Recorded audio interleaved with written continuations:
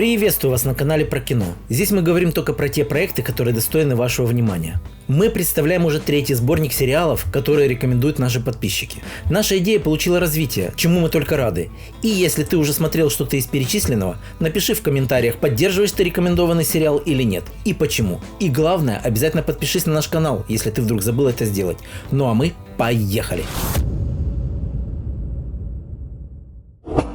Во втором выпуске подборки сериалов, рекомендованных нашими подписчиками, произошло мелкое недоразумение, которое мы сейчас и исправим. Главные герои этой истории – 4 старых некогда школьных друзей. Теперь приятели уже старше 40, и их жизнь сложилась по-разному. Кто-то женат, кто-то уже даже разведен, а кто-то так и не познал все прелести брачных уз. Они собрались на острове Майорка, чтобы отпраздновать выход на пенсию еще одного друга. Этому пятому удалось скопить капитал на недвижимости. Все ждали от этой встречи праздника, но, как модно сейчас говорить, что-то пошло не так. «Бешеные псы» – британский психологический триллер, написанный и созданный Крисом Коулом. Именно этот сериал и стал основой для версии, снятой Amazon Studios, о котором мы рассказывали во втором сборнике. В сериале снимались Марк Уоррен, запомнившийся многим ролью графа де Рошфора в сериале «Мушкетеры», Макс Бисли, сыгравший роль боксерского промоутера Генри Коллинза в фильме Гая Ричи «Джентльмены», а также Филипп Глинистер и Джон Сим, известные своими ролями в сериале BBC «Жизнь на Марсе».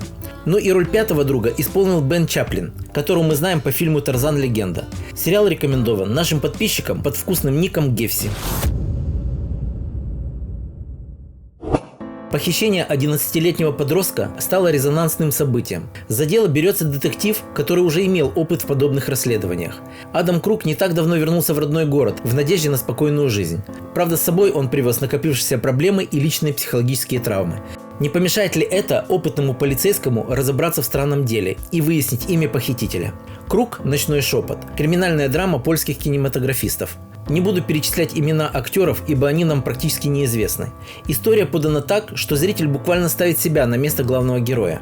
Отличная игра актеров и вымеренные диалоги заставляют верить всему, что ты видишь и слышишь. Все 6 серий смотрятся на одном дыхании, а сильный финал вызывает неподдельные эмоции.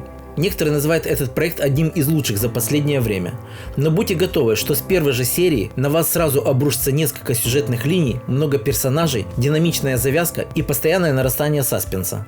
Рейтинг сериала на сайте IMDb составляет 7,6 балла. Рекомендацию дал наш подписчик с ником Иван Карманов. Дэвид – популярный писатель, переживающий творческий кризис. Он возвращается в свой родной город, чтобы разгадать тайны своего рождения и снова обрести вдохновение. Но в городе орудует маньяк, который оформляет трупы своих жертв в виде известных картин. Это отличный материал для новой книги, и наш главный герой с головой втягивается в расследование. «Полярный парк» – комедийный детективный триллер.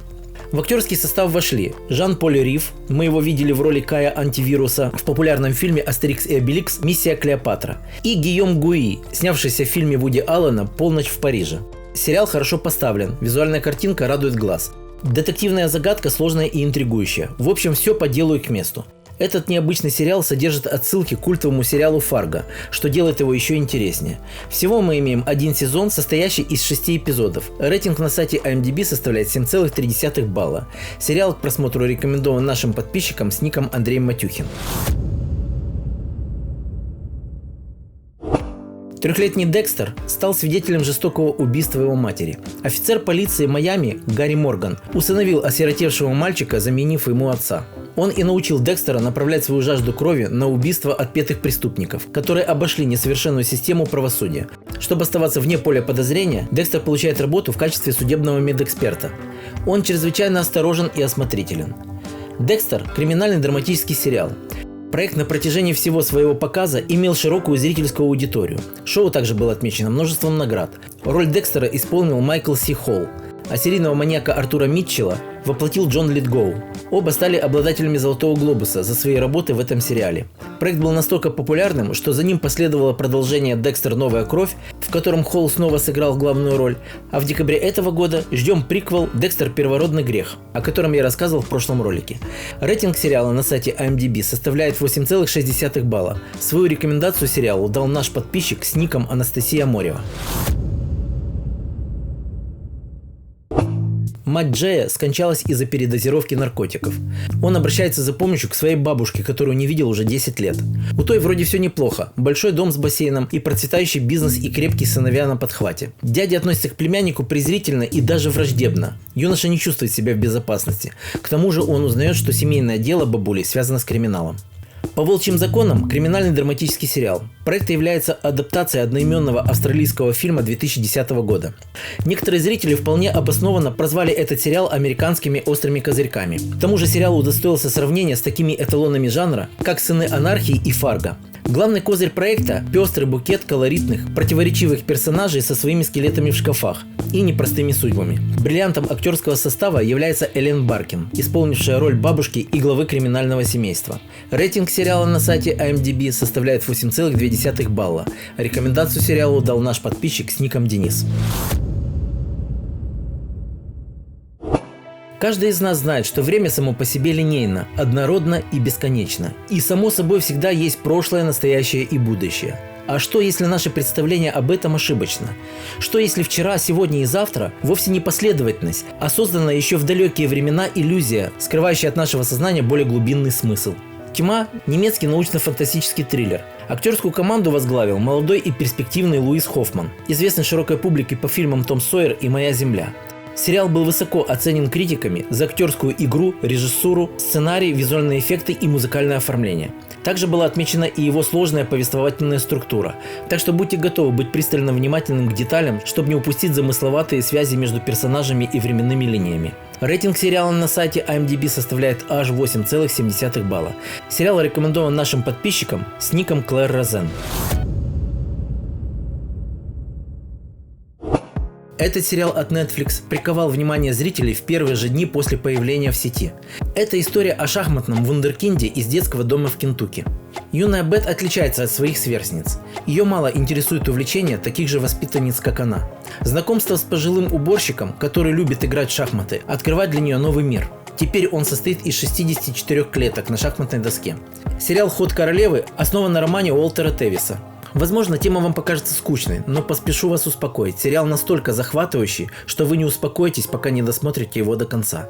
Актриса Анна Тейлор-Джой настолько вписалась в образ и характер своей героини, что трудно себе представить кого-то другого на этой роли. Этот проект стал лучшим шоу Netflix 2020 года. Так что если вы не смотрели, то обязательно найдите время это сделать. Рейтинг сериала на сайте IMDb составляет 8,6 балла. Свою рекомендацию сериалу дал наш подписчик с ником UserDFG. Надеюсь, я правильно произнес. 5 сестер Гарви собрались в доме одной из них.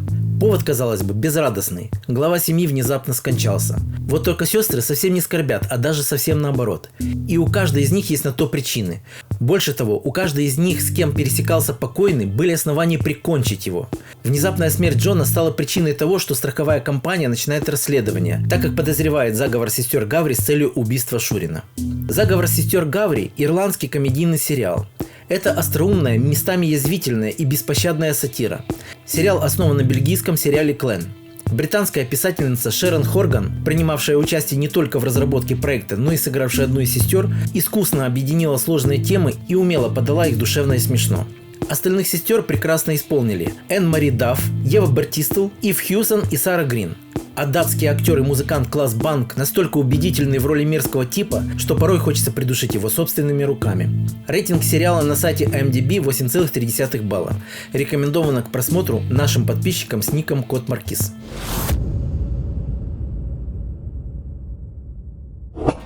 На сегодня у меня все. Мы и дальше будем выпускать ролики с рекомендованными вами фильмами и сериалами. Так что если тебе есть что предложить, пиши об этом в комментариях. И главное, обязательно подпишись на наш канал. Всем пока-пока, услышимся!